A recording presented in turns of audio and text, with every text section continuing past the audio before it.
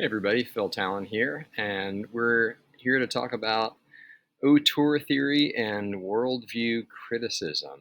And I'm looking forward to talking about how to read a film through the lens of the authorship of a movie, as well as how to talk about the underlying ideas that sometimes can crystallize into an overall worldview.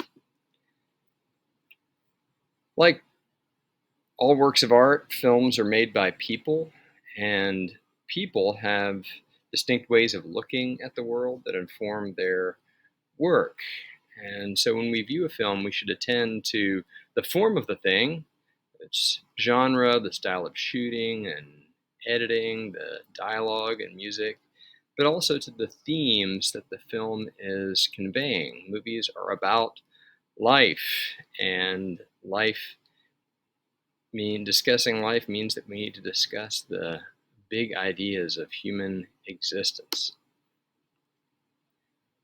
As part of analysis of a film, though, it's helpful to think about the artists that made the movie. These things are constructed, and so I want to ask, why did an artist make the movie this way? They could have shot it any number of ways. There's a lot of intentionality behind creating any work of art, but in film especially, you have to make a million decisions, and so we can analyze the decisions. So we want to look at what drives the filmmaker to take this on. Maybe it was just for money, but maybe it was actually a deep personal project that they wanted to take on.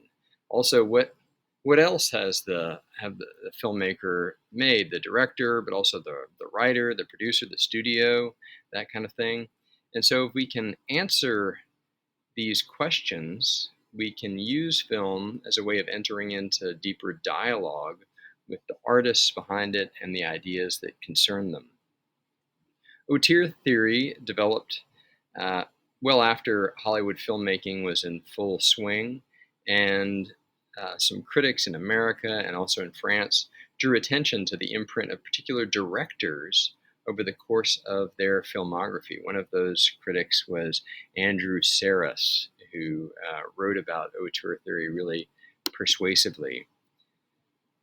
Though studio films are highly collaborative, and especially in the early days, were driven by producers and studios with just actors and directors kind of plugged in.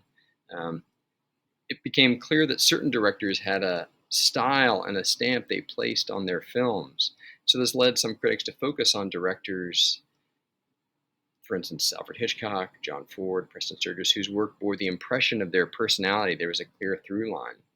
Auteur theory, like any school of criticism, has its limits. It's been knocked for ignoring the collaborative nature of Hollywood filmmaking, and so an exclusive focus on the director can ignore the role that other creative forces have on the film. There are writers, of course, there's source material, there's the producers who have opinions, actors who bring their own contributions, the technical crew, the way a film is shot, or the music that's put to it. But it's helpful, though, to use auteur theory to look at some of the most significant directors in Hollywood history, the ones that we keep coming back to as being particularly important. One such director that is worth attention is Christopher Nolan. He's one of the most successful directors of all time, critically and also financially, the seventh highest grossing director in the history of Hollywood.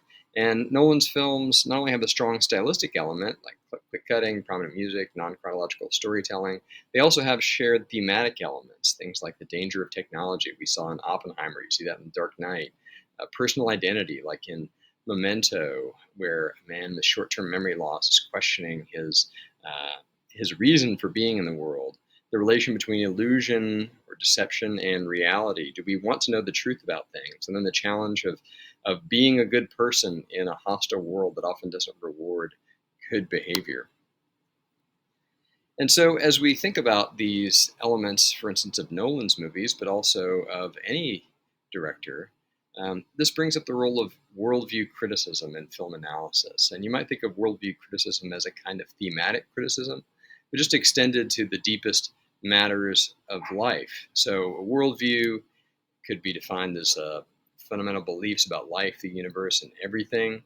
And so most people have some sort of answers to the basic questions of life. Who's God? Why be good? What's the story of the world, that kind of thing. Where are we headed? Is the world getting better or worse? Is there reason for hope, or should we despair? These are deep questions that people should wrestle with, and they often show themselves in the work of artists, novelists, or painters, or filmmakers. Now, sometimes people have consistent worldviews, though often our worldviews are a jumble of inconsistent beliefs or only halfway considered. So, artists aren't philosophers or theologians, and but they normally have some kind of sense of how to answer these big questions. And using auteur theory, we can draw out some of their perspectives, especially regarding certain filmmakers. Now, some filmmakers have deeply hopeful worldviews, such as Terrence Malick or George Lucas. We watched a little bit of Malick in this class, and most people are familiar with George Lucas. But others show an underlying pessimism about the world. So, in David Fincher's films or the work of the Swedish filmmaker Ingmar Bergman, we see a kind of a dark view of reality. But most offer sort of a mixed picture of the world. There's elements of hope, but also despair. There's um, positive elements and also negative. And so, for instance, in the work of Martin Scorsese, we see kind of a full exploration of a range of different possibilities, and some more hopeful films, for instance, and some more pessimistic films. And of course, there are many filmmakers that don't show any deep reflection in their work. Maybe they're just trying to make something that's entertaining, and if there are thematic elements that are worth considering, that's just kind of a happy byproduct rather than something that's really intentional. It's also possible, because film production is complex and varied, that particular films may exhibit a worldview that's at odds with the underlying commitments of the director. So, film genre, for instance, which we've talked about, can influence the perspective of a film. Maybe it attends to the dark parts of reality, as in horror, or the happier side of life, as in comedy.